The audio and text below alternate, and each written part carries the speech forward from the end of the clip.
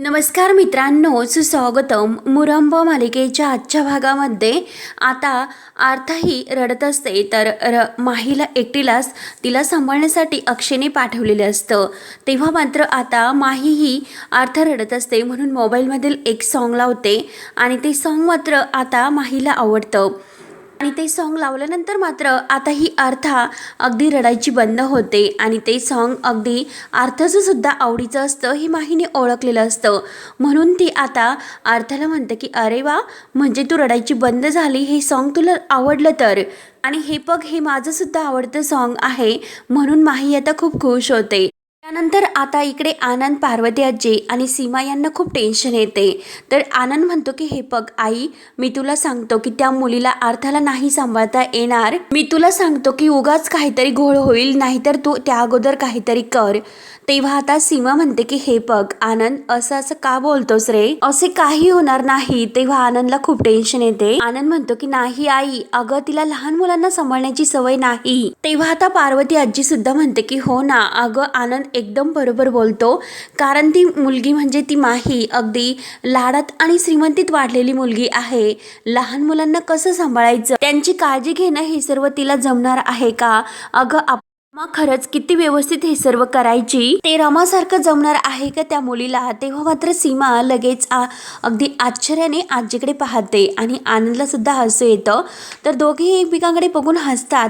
तेव्हा पार्वती आजी विचारते की काय काय झाले? सीमा डोक्याला हात लावते आणि काही नाही असं बोलून, आई तुम्ही माझ्यावर विश्वास ठेवा बरं, सगळं काही जमेल तिला. माही खरंच खूप चांगली मुलगी आहे. तेव्हा मात्र आनंद म्हणतो की अगं आई नाही, ती नक्की काहीतरी घोळ घालून ठेवणार, तिला हे नाही जमणार, मी तुला खात्रीने सांगतो. आणि उगाच या सर्व गोंधळामध्ये आर्थाला जर काही झाले तर मग आई तू काय करशील बरं?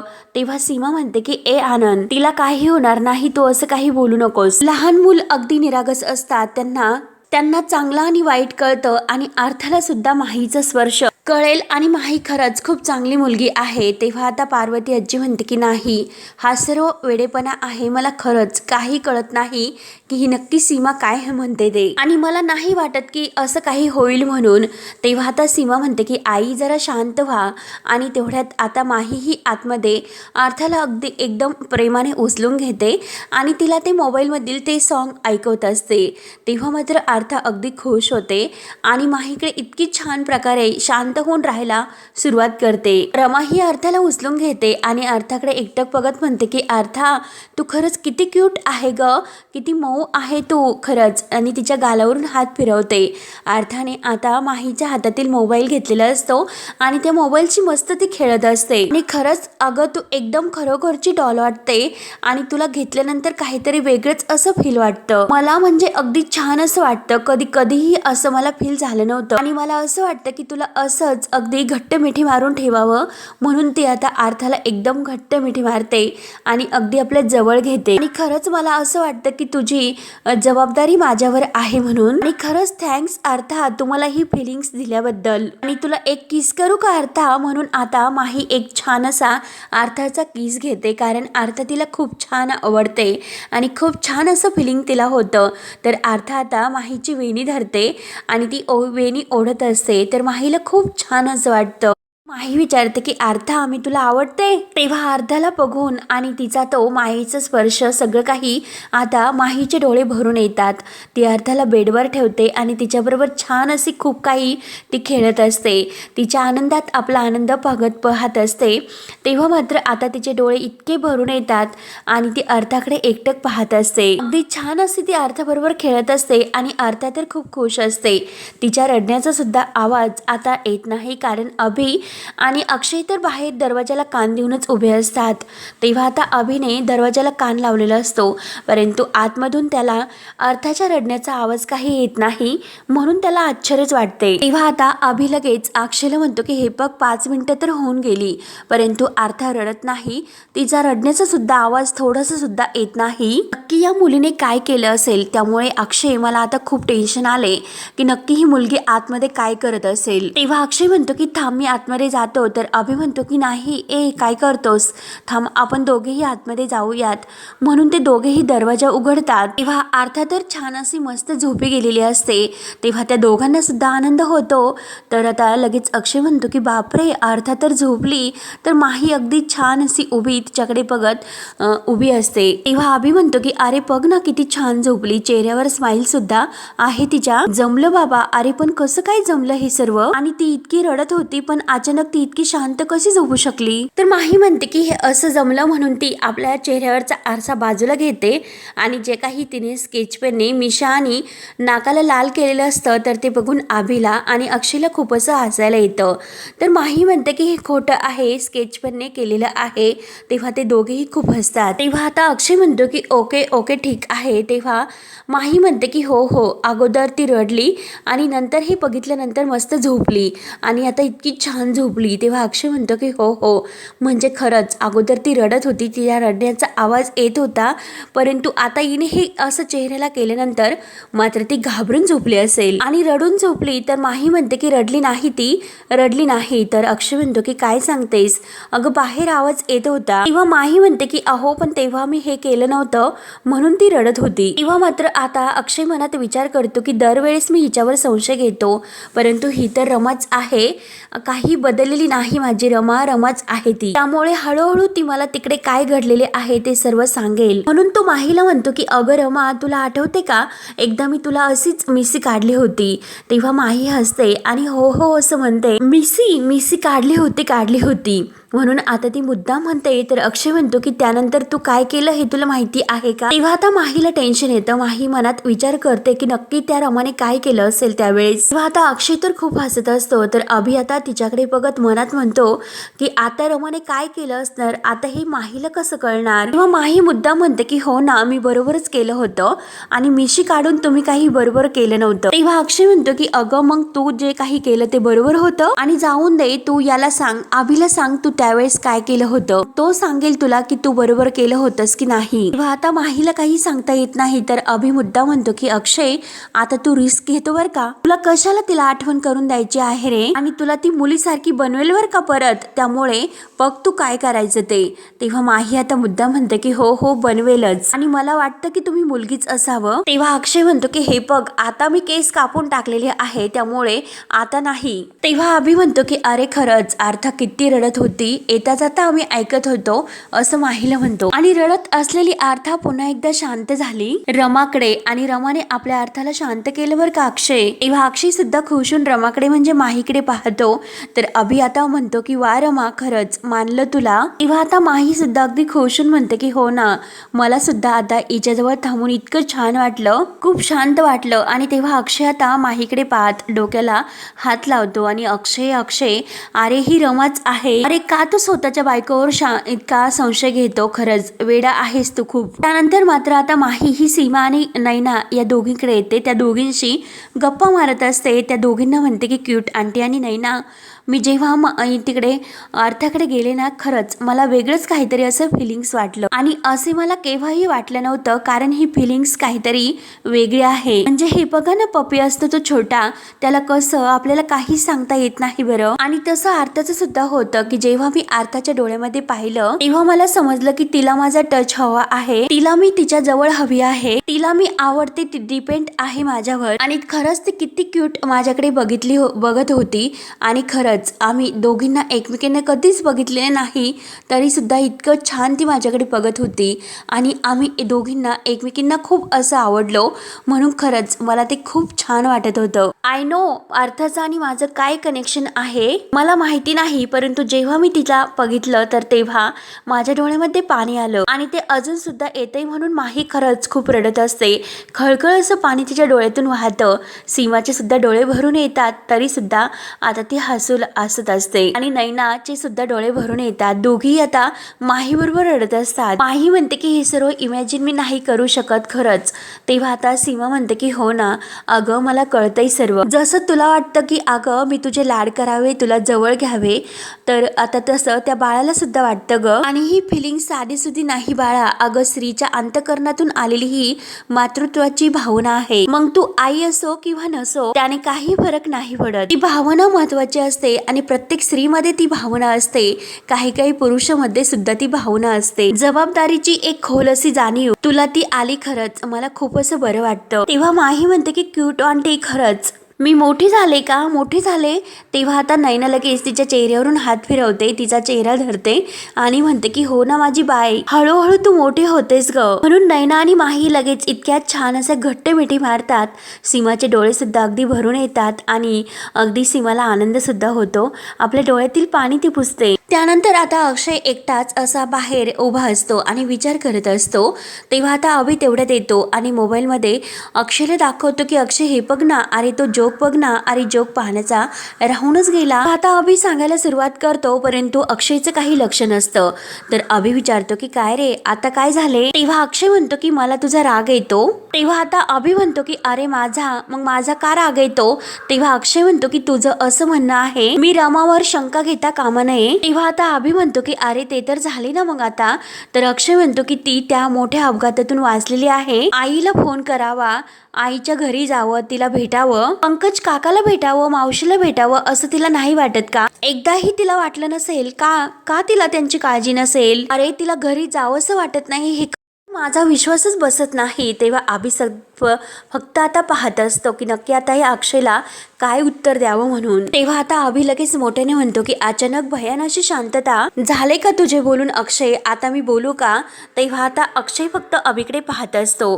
तर आता अक्षय म्हणतो की यावर तुझ्याशी बोलण्यासाठी आहे की तुझ्याकडे काहीतरी असं. तेव्हा अभि म्हणतो की हो ना, मोठ्या आईशी रमा बोललेली आहे, तिला तिच्या आईला भेटायला जायचं म्हणून. तेव्हा मोठी आई तिला असं म्हटले, अगं तुझ्या जखमा अजून बरे झालेले नाहीत, जरा थांबतो आणि नंतर तू तुझ्या आईला भेटायला जा म्हणून. आणि रमाच्या ह्या अवस्थेत काकूंनी जर रमाला पाहिलं तर काकूंना त्रास नाही का होणार.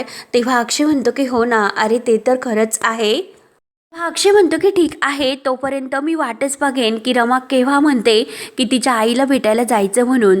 तेव्हा अभि म्हणतो की हो हो ती म्हणेल, चल तोपर्यंत तू जोक बघ बरं. त्यानंतर आता इकडे शशिकांत हा आपल्या काहीतरी कामात व्यस्त असतो आणि तेथे आनंद येतो. तेव्हा आनंद शशिकांतला विचारतो की काय हो बाबा, तुम्ही हे सर्व काय बघतात, मुलींचं गळ्यातील वगैरे हे काय चाललं तुमचं, आणि काय हो बाबा घरामध्ये परिस्थिती काय आणि तुमचं हे काय चाललं परत शी. तेव्हा आता शशिकांत रागाने म्हणतो की हे बघ, अरे मी काही बोलत नाही, तर तुम्ही लगेच विसरून जाता की मी तुमचा बाप आहे म्हणून. आणि तेवढ्यात अभि येतो. अभि म्हणतो की काय रे, काय सुरू आहे तुमचं. तेव्हा मात्र आनंद म्हणतो की विचार ना तूच यांना, अरे हा रेकलेस माणूस मुलींसाठी नेकलेस बघतोय रे, बघ ना काय चाललं त्यांचं. तेव्हा आता अभि म्हणतो की अरे दादा, अरे काही कसं बोलतो तू. तेव्हा आता अभि डोकावून पाहतो तर मात्र शशिकांतच्या हातामधील लॅपटॉपमधील ते जे काही आहे ते बघून अभि सुद्धा म्हणतो की अरे काका काय चाललं तुझं. तेव्हा आता शशिकांत म्हणतो की अरे बाबांनो, मी मुलींसाठी नाही बघत, माझ्या बायकोसाठी पाहतो. तेव्हा आता अभि म्हणतो की कुणाच्या, तर शशिकांत म्हणतो की माझ्या बायकोसाठी. आणि आनंदला म्हणतो की अरे तुझ्या आईचा वाढदिवस आहे हे तू विसरलास का, कारण आनंद तर अगोदर खूप असा हसत असतो. तेव्हा आता अभि म्हणतो की काय काका काय सांगतोस. तेव्हा शशिकांत म्हणतो की तुमच्या लक्षात नाही परंतु माझ्या लक्षात आहे. तेव्हा आता अभि म्हणतो की हो ना, अरे दादा खरंच आज मोठ्या आईचा वाढदिवस आहे आणि काका ती तुमच्या लक्षात आहे, ही खूप मोठी गोष्ट आहे बरं का. तेव्हा आनंद लगेच म्हणतो की वाव, खरंच वा बाबा, अहो आज एक बाप म्हणून खरंच प्राऊड फील होतो तुमच्यावर, खरंच सिरियसली. तेव्हा अभि म्हणतो की खरंच काका, अहो तुम्ही मोठ्या आईसाठी गिफ्ट आणि काय तुम्ही ब्लश वगैरे सुद्धा करतात काका. तेव्हा शशिकांत हसत असतो आणि लाजत असतो. तर अभि आता चिडवत असतो की खरंच काका क्या बात है. तेव्हा आनंद सुद्धा हसतो आणि बघ की असं म्हणतो. आता शशिकांत म्हणतो की तुमची ही मस्करी करण्याचं राहून द्या, मला अगोदर गिफ्ट शोधून द्या की नक्की काय कोणतं घेऊ दे. तेव्हा आता अभि म्हणतो की हे बघा काका, तू मोठ्या आईसाठी काही पण अगदी प्रेमाने घे आणि तिला ते दे, तिला काही पण आवडेल, हो की नाही दादा.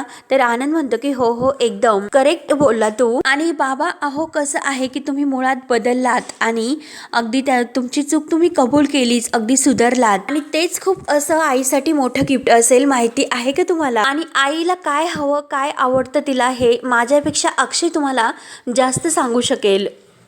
तो आईचा जास्त लाडका आहे आणि एका बाईंचं मन काय असतं हे त्याला चांगल्या प्रकारे कळतं. तेव्हा शशिकांत विचारतो की म्हणजे आनंद तुझा मला काहीच उपयोग नाही का. तेव्हा आनंद म्हणतो की असं कसं बाबा.